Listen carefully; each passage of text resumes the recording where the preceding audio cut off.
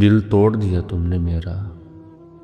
चलो कोई बात नहीं, गलती तुम्हारी नहीं थी जनाब, गलती तो मेरी थी। भरोसा तो मैंने किया था, प्यार तो मैंने किया था। और एक बात तुमसे ज़रूर कहूँगा जनाब, कि मेरे बाद कोई मुझ जैसा मिला तो उसके साथ टाइम पास मत करना। बिना आवाज़ के रोना रोने से भी ज़्यादा दर्दनाक होता है। और अंदर से टूटे हुए लोग चाहे जितना भी मुस्कुरा लें, उनकी उदासी उनके चेहरे से नज़र आ जाती है। और अब खुद से भी यही कहूँगा कि अकेले रहना सीख लो।